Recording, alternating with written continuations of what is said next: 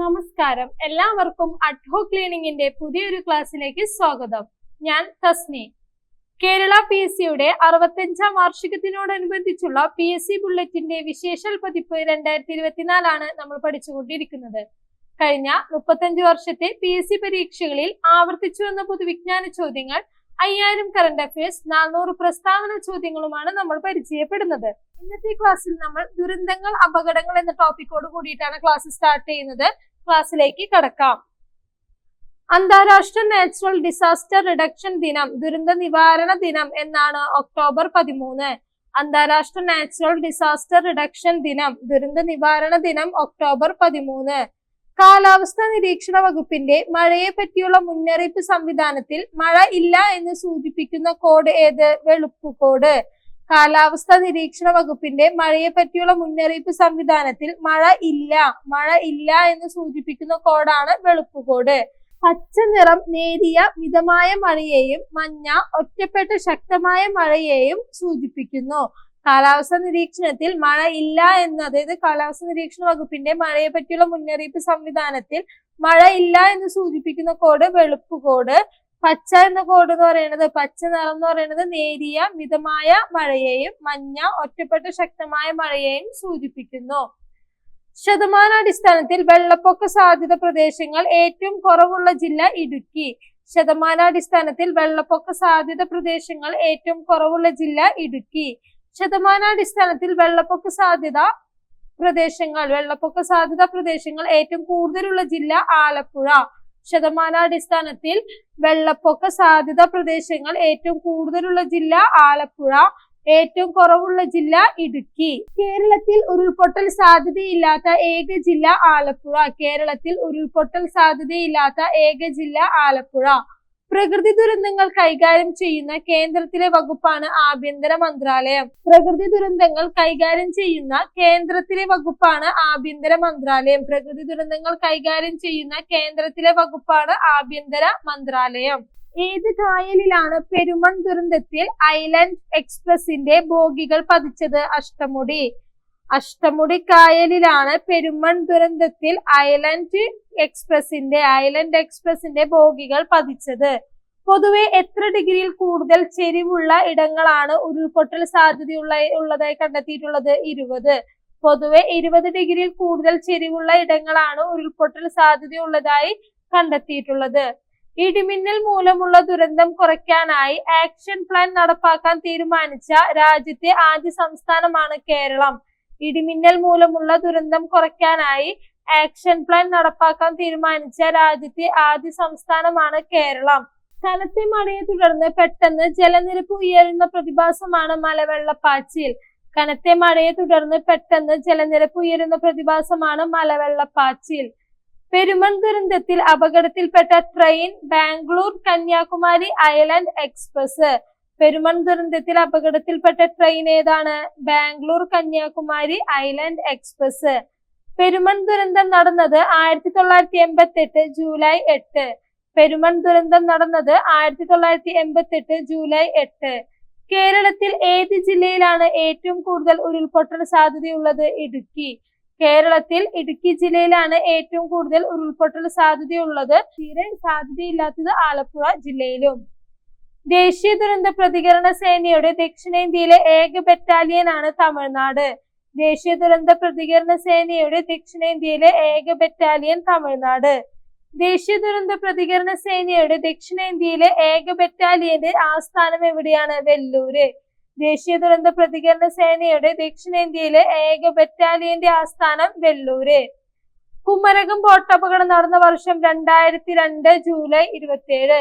കുമരകം ബോട്ടപകടം നടന്ന വർഷം 2002 ജൂലൈ 27. തട്ടേക്കാട് ബോട്ടപകടം നടന്ന വർഷം 2007 ഫെബ്രുവരി 20. തട്ടേക്കാട് ബോട്ടപകടം നടന്ന വർഷം 2007 ഫെബ്രുവരി 20. 2009 സംഭവിച്ച തേക്കടി ബോട്ടപകടം അന്വേഷിച്ച കമ്മീഷനാണ് മൊയ്തീൻ കുഞ്ഞ് കമ്മീഷൻ. 2009 സംഭവിച്ച തേക്കടി ബോട്ടപകടം അന്വേഷിച്ച കമ്മീഷനാണ് മൊയ്തീൻ കുഞ്ഞ് കമ്മീഷൻ. കടലുണ്ടി ട്രെയിൻ അപകടം നടന്ന വർഷം 2001 ജൂൺ 22. കടലുണ്ടി ട്രെയിൻ അപകടം നടന്ന വർഷം 2001 ജൂൺ 22. കടലുണ്ടി ട്രെയിൻ അപകടത്തിൽ ഉൾപ്പെട്ട ട്രെയിനാണ് മാംഗ്ലൂർ ചെന്നൈ മെയിൽ. കടലുണ്ടി ട്രെയിൻ അപകടത്തിൽ ഉൾപ്പെട്ട ട്രെയിനാണ് മാംഗ്ലൂർ ചെന്നൈ മെയിൽ.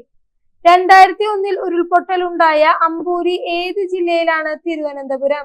2001 ഉരുൾപൊട്ടലുണ്ടായ അമ്പൂരി തിരുവനന്തപുരം ജില്ലയിലാണ്. കോഴിക്കോട് ജില്ലയിലെ പുല്ലൂരാമ്പാറയിൽ ഉരുൾപൊട്ടലുണ്ടായ വർഷം 2012. കോഴിക്കോട് ജില്ലയിലെ പുല്ലൂരാമ്പാറയിൽ ഉരുൾപൊട്ടലുണ്ടായ വർഷം 2012. 2013 ഉരുൾപൊട്ടലുണ്ടായ ചീയപ്പാറ ഏത് ജില്ലയിലാണ്? ഇടുക്കിയിലാണ്. 2013 ഉരുൾപൊട്ടലുണ്ടായ ചീയപ്പാറ ഇടുക്കി ജില്ലയിലാണ്.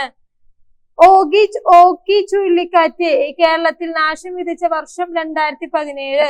ഓഖി ചുഴലിക്കാറ്റ് കേരളത്തിൽ നാശം വിതച്ച വർഷമാണ് 2017. കേരള ചരിത്രത്തിൽ 99 വെള്ളപ്പൊക്കം എന്നറിയപ്പെടുന്ന സംഭവം ഏത് വർഷമാണ്? 1924. കേരള ചരിത്രത്തിൽ 99 വെള്ളപ്പൊക്കം എന്നറിയപ്പെടുന്ന സംഭവം നടന്ന വർഷം 1924. കൊടുങ്ങല്ലൂർ തുറമുഖത്തിന്റെ നാശത്തിന് കാരണമായ വെള്ളപ്പൊക്കമുണ്ടായ വർഷം 1341. കൊടുങ്ങല്ലൂർ തുറമുഖത്തിന്റെ നാശത്തിന് കാരണമായ വെള്ളപ്പൊക്കമുണ്ടായ വർഷം 1341. 2019 ഉരുൾപൊട്ടലുണ്ടായ മലപ്പുറം ജില്ലയിലെ സ്ഥലമാണ് കവളപ്പാറ. 2019 ഉരുൾപൊട്ടലുണ്ടായ മലപ്പുറം ജില്ലയിലെ സ്ഥലമാണ് കവളപ്പാറ. വയനാട് ജില്ലയിലെ പുത്തുമലയിൽ ഉരുൾപൊട്ടലുണ്ടായ വർഷം 2019. വയനാട് ജില്ലയിലെ പുത്തുമലയിൽ ഉരുൾപൊട്ടലുണ്ടായ വർഷം 2019. സുനാമി തിരകൾ കേരള തീരത്ത് കനത്ത നാശം വിതച്ച വർഷമാണ് 2004 ഡിസംബർ 26. സുനാമി തിരകൾ കേരള തീരത്ത് കനത്ത നാശം വിതച്ച വർഷമാണ് 2004 ഡിസംബർ 26. 2004 സുനാമിയിൽ ഏറ്റവും കൂടുതൽ പേർക്ക് ജീവനാശം സംഭവിച്ചത് ഏത് ജില്ലയിലാണ്? കൊല്ലം ജില്ലയിലെ. 2004 സുനാമിയിൽ ഏറ്റവും കൂടുതൽ പേർക്ക് ജീവനാശം സംഭവിച്ചത് കൊല്ലം ജില്ലയിലാണ്. 2020 ഉരുൾപൊട്ടലുണ്ടായ പെട്ടിമുടി ഏത് ജില്ലയിലാണ്? ഇടുക്കി ജില്ലയിലാണ്. 2020 ഉരുൾപൊട്ടലുണ്ടായ പെട്ടിമുടി ഇടുക്കി ജില്ലയിലാണ്.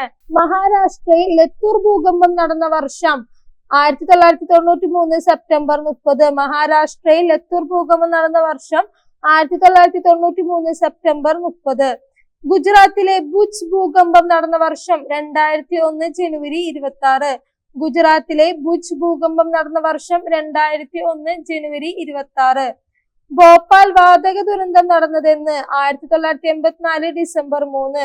ഭോപ്പാൽ വാതക ദുരന്തം നടന്നത് 1984 ഡിസംബർ 3.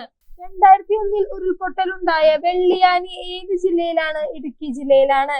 2001 ഉരുൾപൊട്ടലുണ്ടായ വെള്ളിയാനി ഇടുക്കി ജില്ലയിലാണ്. 2021 ഉരുൾപൊട്ടലുണ്ടായ കൊക്കയാർ ഏത് ജില്ലയിലാണ്? ഇടുക്കി ജില്ലയിലാണ്. 2021 ഉരുൾപൊട്ടലുണ്ടായ കൊക്കയാർ ഇടുക്കി ജില്ലയിലാണ്. 2021 ഉരുൾപൊട്ടലുണ്ടായ കൂട്ടിക്കൽ കോട്ടയം ജില്ലയിലാണ്. 2021 ഉരുൾപൊട്ടലുണ്ടായ കൂട്ടിക്കൽ കോട്ടയം ജില്ലയിലാണ്. കൊക്കയാർ ഇടുക്കി ജില്ലയിലെ, വെള്ളിയാനി ഇടുക്കി ജില്ലയിലെ. അടുത്തത് നമുക്ക് തണ്ണീർത്തട സംരക്ഷണവുമായി ബന്ധപ്പെട്ട കുറച്ച് ചോദ്യങ്ങളിൽ കൂടി കടക്കാം. ഭൂമിയുടെ വൃക്കകൾ എന്നറിയപ്പെടുന്നത് തണ്ണീർത്തടങ്ങൾ. ഭൂമിയുടെ വൃക്കകൾ എന്നറിയപ്പെടുന്നത് തണ്ണീർത്തടങ്ങൾ. ഉപരിതല ജലം സംഭരിക്കുന്ന സ്വാഭാവിക ഇടങ്ങൾ അറിയപ്പെടുന്ന പേരാണ് തണ്ണീർത്തടം. ഉപരിതല ജലം സംഭരിക്കുന്ന സ്വാഭാവിക ഇടങ്ങളെ അറിയപ്പെടുന്ന പേരാണ് തണ്ണീർത്തടം. തണ്ണീർത്തടങ്ങളില്ലാത്ത വൻകര അന്റാർട്ടിക്ക. തണ്ണീർത്തടങ്ങളില്ലാത്ത വൻകര അന്റാർട്ടിക്ക. തണ്ണീർത്തടങ്ങളുടെ സംരക്ഷണവും സുസ്ഥിര ഉപയോഗവും നിയന്ത്രിക്കുന്ന അന്താരാഷ്ട്ര ഉടമ്പടിയാണ് റംസാർ കൺവെൻഷൻ. തണ്ണീർത്തടങ്ങളുടെ സംരക്ഷണവും സുസ്ഥിര ഉപയോഗവും നിയന്ത്രിക്കുന്ന അന്താരാഷ്ട്ര ഉടമ്പടിയാണ് റംസാർ കൺവെൻഷൻ. ഇന്ത്യ റംസാർ കൺവെൻഷന്റെ ഭാഗമായത് 1982 ഫെബ്രുവരി 1. ഇന്ത്യ റംസാർ കൺവെൻഷന്റെ ഭാഗമായത് 1982 ഫെബ്രുവരി 1. റംസാർ ഉടമ്പടിയിൽ ഒപ്പുവെച്ച രാജ്യങ്ങളുടെ എണ്ണം 169. റംസാർ ഉടമ്പടിയിൽ ഒപ്പുവെച്ച രാജ്യങ്ങളുടെ എണ്ണം 169. ഏത് രാജ്യത്താണ് റംസാർ സമ്മേളനം നടന്നത്? ഇറാൻ. ഇറാൻ രാജ്യത്താണ് റംസാർ സമ്മേളനം നടന്നത്. റംസാർ തീരുമാനങ്ങൾ നിലവിൽ വന്ന വർഷം 1975 ഡിസംബർ 21. റംസാർ തീരുമാനങ്ങൾ നിലവിൽ വന്ന വർഷം 1975 ഡിസംബർ 21. ലോക തണ്ണീർത്തട ദിനമായി ഫെബ്രുവരി 2 ആചരിച്ചു തുടങ്ങിയ വർഷം 1997. ലോക തണ്ണീർത്തട ദിനമായി ഫെബ്രുവരി 2 ആചരിച്ചു തുടങ്ങിയ വർഷം 1997. ഏറ്റവും കൂടുതൽ റംസാർ സെറ്റുകൾ ഉള്ള രാജ്യം യുണൈറ്റഡ് കിങ്ഡം. ഏറ്റവും കൂടുതൽ റംസാർ സെറ്റുകൾ ഉള്ള രാജ്യം യുണൈറ്റഡ് കിങ്ഡം. ഏറ്റവും കൂടുതൽ റംസാർ സെറ്റുകൾ ഉള്ള ഇന്ത്യൻ സംസ്ഥാനം ഉത്തർപ്രദേശ്. ഏറ്റവും കൂടുതൽ റംസാർ സെറ്റുകൾ ഉള്ള ഇന്ത്യൻ സംസ്ഥാനം ഉത്തർപ്രദേശ്. തണ്ണീർത്തട സംരക്ഷണത്തിനായി ഇന്ത്യയിൽ സ്ഥാപിതമായ ആദ്യ കേന്ദ്രമായ centre for wetland conservation and management എവിടെയാണ്? ചെന്നൈയിൽ 2021 സ്ഥാപിതമായി. തണ്ണീർത്തട സംരക്ഷണത്തിനായി ഇന്ത്യയിൽ സ്ഥാപിതമായ ആദ്യ കേന്ദ്രമായ centre for wetland conservation and management ചെന്നൈയിലാണ് 2021 സ്ഥാപിതമായത്. നിലവിലുള്ള റംസാർ സെറ്റുകളുടെ എണ്ണം 2400 പരം റംസാർ സെറ്റുകളാണ് നിലവിലുള്ളത്. ലോകത്തിലെ ഏറ്റവും വലിയ റംസാർ സെറ്റാണ് പാൻഡനാൽ ചതുപ്പുനിലം. ലോകത്തിലെ ഏറ്റവും വലിയ റംസാർ സെറ്റാണ് പാൻഡനാൽ ചതുപ്പുനിലം. ഏറ്റവും വലിയ തണ്ണീർത്തടമായ പാൻഡനാൽ ഏത് വൻകരയിലാണ്? തെക്കേ അമേരിക്ക. ഏറ്റവും വലിയ തണ്ണീർത്തടമായ പാൻഡനാൽ തെക്കേ അമേരിക്കയിലാണ്. പാൻഡനാൽ തണ്ണീർത്തടം വ്യാപിച്ചു കിടക്കുന്ന രാജ്യങ്ങളാണ് ബ്രസീൽ, ബൊളീവിയ, പരാഗ്വേ. പാൻഡനാൽ തണ്ണീർത്തടം വ്യാപിച്ചു കിടക്കുന്ന രാജ്യങ്ങളാണ് ബ്രസീൽ, ബൊളീവിയ, പരാഗ്വേ. പാൻഡനാൽ ചതുപ്പുനിലം ഏത് രാജ്യത്താണ്? ബ്രസീലിലാണ്. പാൻഡനാൽ ചതുപ്പുനിലം ബ്രസീലിലാണ്. ലോകത്ത് ആദ്യമായി റംസാർ സെറ്റ് പദവി ലഭിച്ച പ്രദേശമാണ് ഓസ്ട്രേലിയയിലെ കോബോർഗ് പെനിൻസുല. ലോകത്ത് ആദ്യമായി റംസാർ സൈറ്റ് പദവി ലഭിച്ച പ്രദേശമാണ് ഓസ്ട്രേലിയയിലെ കോബോർഗ് പെനിൻസുല. കോബോർഗ് പെനിൻസുലയെ ഏത് വർഷമാണ് റംസാർ പട്ടികയിൽ ഉൾപ്പെടുത്തിയത്? 1974. കോബോർഗ് പെനിൻസുലയെ 1974 റംസാർ പട്ടികയിൽ ഉൾപ്പെടുത്തിയത്. ഇന്ത്യയിൽ നിന്ന് റംസാർ പട്ടികയിൽ ആദ്യമായി ഉൾപ്പെടുത്തിയ സൈറ്റുകളാണ് ചിൽക്ക, ഭരത്പൂർ. ഇന്ത്യയിൽ നിന്ന് റംസാർ പട്ടികയിൽ ആദ്യമായി ഉൾപ്പെടുത്തിയ സൈറ്റുകളാണ് ചിൽക്ക, ഭരത്പൂർ. ഇന്ത്യയിലെ ഏറ്റവും വലിയ റംസാർ സൈറ്റാണ് സുന്ദർബൻസ്, പശ്ചിമ ബംഗാളിലെ സുന്ദർബൻസ്. ഇന്ത്യയിലെ ഏറ്റവും വലിയ റംസാർ സൈറ്റാണ് പശ്ചിമ ബംഗാളിലെ സുന്ദർബൻസ്. ഇന്ത്യയിലെ ഏറ്റവും ചെറിയ റംസാർ സൈറ്റാണ് ഹിമാചൽ പ്രദേശിലെ രേണുക തണ്ണീർത്തടം. ഇന്ത്യയിലെ ഏറ്റവും ചെറിയ റംസാർ സൈറ്റാണ് ഹിമാചൽ പ്രദേശിലെ രേണുക തണ്ണീർത്തടം. റംസാർ ഉടമ്പടി ഒപ്പുവെച്ച വർഷം 1971 ഫെബ്രുവരി 2. റംസാർ ഉടമ്പടി ഒപ്പുവെച്ച വർഷം 1971 ഫെബ്രുവരി 2. കേരളത്തിലെ ഏറ്റവും വലിയ റംസാർ സൈറ്റ് വേമ്പനാട് കോൾനിലങ്ങൾ. കേരളത്തിലെ ഏറ്റവും വലിയ റംസാർ സൈറ്റാണ് വേമ്പനാട് കോൾനിലങ്ങൾ. റംസാർ പട്ടികയിൽ കേരളത്തിൽ നിന്ന് ആദ്യമായി ഉൾപ്പെടുത്തിയത് ഏതിനെയാണ്? വേമ്പനാട് കോൾനിലങ്ങളെയാണ്. 2002 ഉൾപ്പെടുത്തിയത്.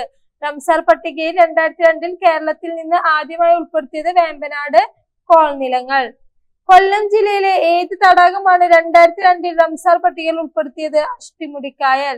കൊല്ലം ജില്ലയിലെ അഷ്ടിമുടിക്കായൽ എന്ന തടാകമാണ് 2002 റംസാർ പട്ടികയിൽ ഉൾപ്പെടുത്തിയത്. ശാസ്താംകോട്ട കായലിനെ റംസാർ പട്ടികയിൽ ഉൾപ്പെടുത്തിയ വർഷം 2002.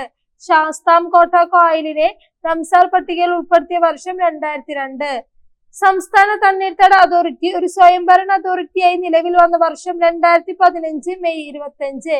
സംസ്ഥാന തണ്ണീർത്തട അതോറിറ്റി ഒരു സ്വയംഭരണ അതോറിറ്റിയായി നിലവിൽ വന്ന വർഷം 2015 മെയ് 25. കേരളത്തിലെ നെൽവയൽ തണ്ണീർത്തട സംരക്ഷണ നിയമം നിലവിൽ വന്നത് 2008 ഓഗസ്റ്റ് 11. കേരളത്തിലെ നെൽവയൽ തണ്ണീർത്തട സംരക്ഷണ നിയമം നിലവിൽ വന്നത് 2008 ഓഗസ്റ്റ് 11. കേരള നെൽവയൽ തണ്ണീർത്തട നിയമം പാസാക്കിയ വർഷം 2008. കേരള നെൽവയൽ തണ്ണീർത്തട നിയമം പാസാക്കിയ വർഷം 2008. നിലവിൽ വന്ന വർഷവും 2008. കേരള നെൽവയൽ തണ്ണീർത്തട നിയമം നിലവിൽ വന്ന വർഷം 2008. കേരള നെൽവയലും നീർത്തടവും സംരക്ഷണ നിയമപ്രകാരം രൂപം കൊടുക്കുന്ന പ്രാദേശിക തല മോണിറ്ററിംഗ് കമ്മിറ്റിയുടെ കാലാവധി എത്ര വർഷമാണ്? 3 വർഷം.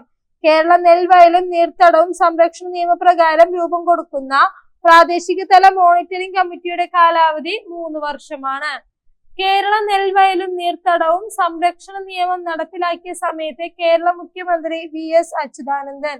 കേരള നെൽവയലും നീർത്തടവും സംരക്ഷണ നിയമം നടപ്പിലാക്കിയ സമയത്ത് കേരള മുഖ്യമന്ത്രി VS അച്യുതാനന്ദൻ. കേരളം നെൽവയലും നീർത്തടവും സംരക്ഷണ നിയമം ഭേദഗതി ചെയ്ത വർഷം 2018. കേരള നെൽവയലും തണ്ണീർത്തടവും സംരക്ഷണ നിയമം ഭേദഗതി ചെയ്ത വർഷം 2018. കേരളത്തിൽ തണ്ണീർത്തട പുനരുജ്ജീവന പ്രവർത്തനങ്ങൾക്ക് തുടക്കം കുറിച്ച കായലാണ് ആക്കുളം. കേരളത്തിൽ തണ്ണീർത്തട പുനരുജ്ജീവന പ്രവർത്തനങ്ങൾക്ക് തുടക്കം കുറിച്ച കായൽ ആക്കുളം. സംസ്ഥാന തണ്ണീർത്തട അതോറിറ്റിയുടെ ചെയർമാൻ പരിസ്ഥിതി വകുപ്പ് മന്ത്രി. സംസ്ഥാന തണ്ണീർത്തട അതോറിറ്റിയുടെ ചെയർമാൻ പരിസ്ഥിതി വകുപ്പ് മന്ത്രി. സംസ്ഥാന തണ്ണീർത്തട അതോറിറ്റിയുടെ വൈസ് ചെയർപേഴ്സൺ ചീഫ് സെക്രട്ടറി. സംസ്ഥാന തണ്ണീർത്തട അതോറിറ്റിയുടെ വൈസ് ചെയർപേഴ്സൺ ചീഫ് സെക്രട്ടറി. സംസ്ഥാന തണ്ണീർത്തട അതോറിറ്റിയുടെ മെമ്പർ സെക്രട്ടറി പരിസ്ഥിതി കാലാവസ്ഥ വ്യതിയാന വകുപ്പ് ഡയറക്ടർ. സംസ്ഥാന തണ്ണീർത്തട അതോറിറ്റിയുടെ മെമ്പർ സെക്രട്ടറി പരിസ്ഥിതി കാലാവസ്ഥ വ്യതിയാന വകുപ്പ് ഡയറക്ടർ. ഏത് വകുപ്പിന് കീഴിലാണ് സംസ്ഥാന തണ്ണീർത്തട അതോറിറ്റി പ്രവർത്തിക്കുന്നത്? പരിസ്ഥിതി വകുപ്പ്. പരിസ്ഥിതി വകുപ്പിന് കീഴിലാണ് സംസ്ഥാന തണ്ണീർത്തട അതോറിറ്റി പ്രവർത്തിക്കുന്നത്. സംസ്ഥാന തണ്ണീർത്തട അതോറിറ്റിയുടെ ആസ്ഥാനം തിരുവനന്തപുരം. സംസ്ഥാന തണ്ണീർത്തട അതോറിറ്റിയുടെ ആസ്ഥാനം തിരുവനന്തപുരം. അടുത്തത് നമുക്ക് കിഫ്ബിയെ കുറിച്ച് കുറച്ച് ക്വസ്റ്റ്യൻസ് പരിചയപ്പെടാം. KIIFB കിഫ്ബി എന്നതിന്റെ പൂർണ്ണ രൂപം Kerala infrastructure investment fund board. KIIFB KIIFB എന്നതിന്റെ പൂർണ്ണ രൂപം Kerala infrastructure investment fund board. കിഫ്ബിയുടെ ആസ്ഥാനം തിരുവനന്തപുരം. കിഫ്ബിയുടെ ചെയർമാൻ മുഖ്യമന്ത്രി. കിഫ്ബിയുടെ ചെയർമാൻ മുഖ്യമന്ത്രി. കിഫ്ബിയുടെ വൈസ് ചെയർമാൻ ധനമന്ത്രി. കിഫ്ബിയുടെ വൈസ് ചെയർമാൻ ധനമന്ത്രി. കിഫ്ബി രൂപം കൊണ്ട വർഷം 1999. കിഫ്ബി രൂപം കൊണ്ട വർഷം 1999. അടുത്തത് നമുക്ക് സാമൂഹിക ക്ഷേമം സാമൂഹിക സുരക്ഷിതത്വവുമായി ബന്ധപ്പെട്ട ചോദ്യങ്ങളിലേക്ക് കടക്കാം. ആർദ്രം പദ്ധതിയുടെ ഉപാധ്യക്ഷൻ സംസ്ഥാന ആരോഗ്യമന്ത്രി. ആർദ്രം പദ്ധതിയുടെ ഉപാധ്യക്ഷൻ സംസ്ഥാന ആരോഗ്യമന്ത്രി. സാമൂഹിക സന്നദ്ധ സേനയുടെ ആസ്ഥാനം തിരുവനന്തപുരം. സാമൂഹിക സന്നദ്ധ സേനയുടെ ആസ്ഥാനം തിരുവനന്തപുരം. കേന്ദ്ര സോഷ്യൽ വെൽഫെയർ ബോർഡ് സ്ഥാപിതമായ വർഷം 1953. കേന്ദ്ര സോഷ്യൽ വെൽഫെയർ ബോർഡ് സ്ഥാപിതമായ വർഷം 1953. സംസ്ഥാനത്തെ ആരോഗ്യ സ്ഥാപനങ്ങളെ ജനസൗഹാർദ്ദമാക്കുന്നതിനുള്ള ആർദ്രം പദ്ധതിയുടെ ചെയർമാനാണ് മുഖ്യമന്ത്രി. സംസ്ഥാനത്തെ ആരോഗ്യ സ്ഥാപനങ്ങളെ ജനസൗഹൃദമാക്കുന്നതിനുള്ള ആർദ്രം പദ്ധതിയുടെ ചെയർമാനാണ് മുഖ്യമന്ത്രി. കേരള സർക്കാർ അംഗപരിമിതർക്കായുള്ള നയം രൂപവൽക്കരിച്ച വർഷം 2015. കേരള സർക്കാർ അംഗപരിമിതർക്കായുള്ള നയം രൂപവൽക്കരിച്ച വർഷം 2015. നിർഭയ പദ്ധതിക്ക് സംസ്ഥാന തലത്തിൽ നേതൃത്വം നൽകുന്ന സമിതിയുടെ ചെയർമാനാണ് മുഖ്യമന്ത്രി. നിർഭയ പദ്ധതിക്ക് സംസ്ഥാന തലത്തിൽ നേതൃത്വം നൽകുന്ന സമിതിയുടെ ചെയർമാനാണ് മുഖ്യമന്ത്രി. പട്ടികജാതി പട്ടികവർഗ വിഭാഗങ്ങൾക്കായുള്ള സംസ്ഥാനതല വിജിലൻസ് മോണിറ്ററിംഗ് കമ്മിറ്റിയുടെ തലവൻ മുഖ്യമന്ത്രി. പട്ടികജാതി പട്ടികവർഗ വിഭാഗങ്ങൾക്കായുള്ള സംസ്ഥാനതല വിജിലൻസ് മോണിറ്ററിംഗ് കമ്മിറ്റിയുടെ തലവൻ മുഖ്യമന്ത്രി.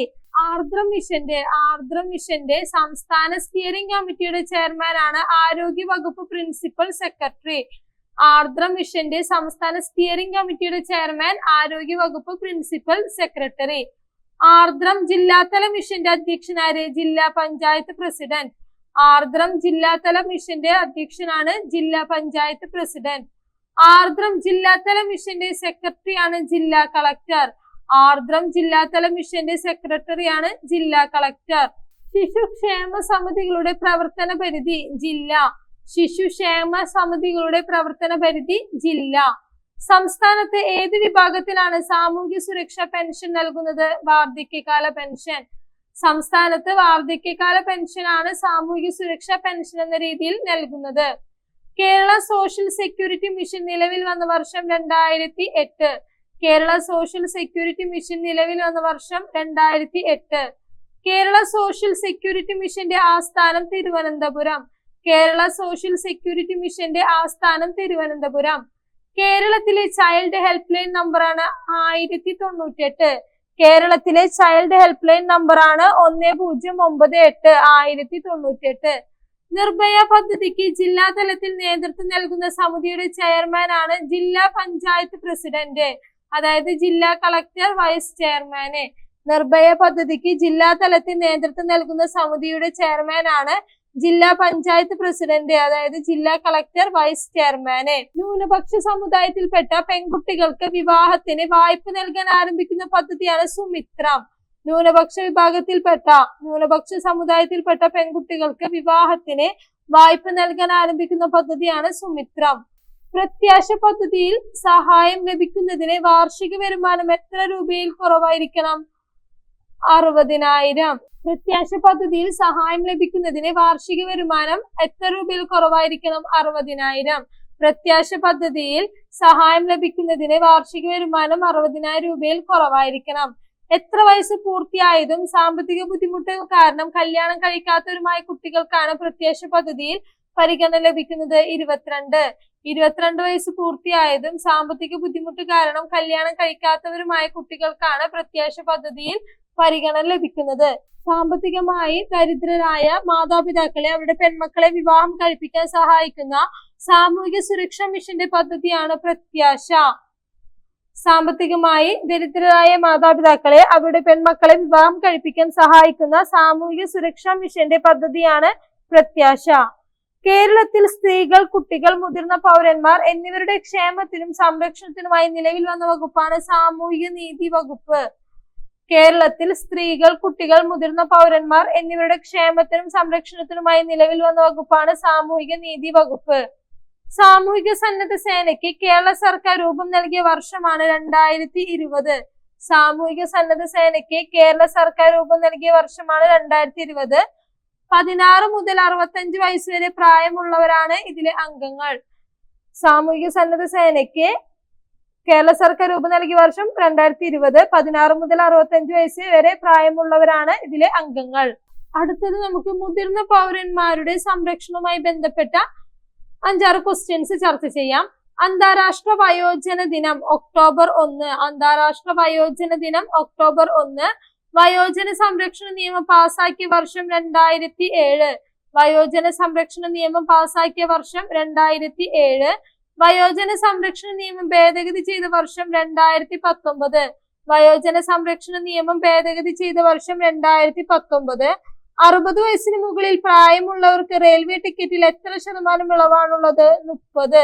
60 വയസ്സിന് മുകളിൽ പ്രായമുള്ളവർക്ക് റെയിൽവേ ടിക്കറ്റിൽ 30% ഇളവാണുള്ളത്. മുതിർന്ന പൗരന്മാർക്ക് എയർ ഇന്ത്യ എക്കണോമിക് ക്ലാസ്സിൽ യാത്രാ കൂലിയിൽ എത്ര ശതമാനം ഇളവാണ് അനുവദിക്കുന്നത്? 45. മുതിർന്ന പൗരന്മാർക്ക് എയർ ഇന്ത്യ എക്കണോമിക് ക്ലാസ്സിൽ യാത്രാ കൂലിയിൽ 45% ഇളവാണ് അനുവദിക്കുന്നത്. ഇൻകം ടാക്സ് നിയമത്തിന്റെ ഏത് വകുപ്പ് പ്രകാരമാണ് മുതിർന്ന പൗരന്മാർക്ക് നികുതിയിൽ ഇളവ് ലഭിക്കുന്നത്? 80D, 88DDB. ഇൻകം ടാക്സ് നിയമത്തിന്റെ 80D, 88DDB വകുപ്പ് പ്രകാരമാണ് മുതിർന്ന പൗരന്മാർക്ക് നികുതിയിൽ ഇളവ് ലഭിക്കുന്നത്. നമ്മുടെ ഈ ഒരു ക്ലാസ്സോട് കൂടി ഈ പുസ്തകത്തിലെ കേരളം, ഭരണവും ഭരണ സംവിധാനങ്ങളും എന്ന വിഷയത്തിലെ മുഴുവൻ ടോപ്പിക്കുകളും മുഴുവൻ ചോദ്യങ്ങളും നമ്മൾ കവർ ചെയ്ത് കഴിഞ്ഞിരിക്കുകയാണ്. ക്ലാസ്സിൽ പറഞ്ഞതെല്ലാം വളരെ കൃത്യമായി മനസ്സിലായെന്ന് വിചാരിക്കുന്നു. അടുത്ത ക്ലാസ്സിൽ നമുക്ക് ജീവശാസ്ത്രവുമായി ബന്ധപ്പെട്ട ചോദ്യങ്ങളിലേക്ക് കടക്കാം. അതുവരേക്കും ബൈ ബൈ. Thank you.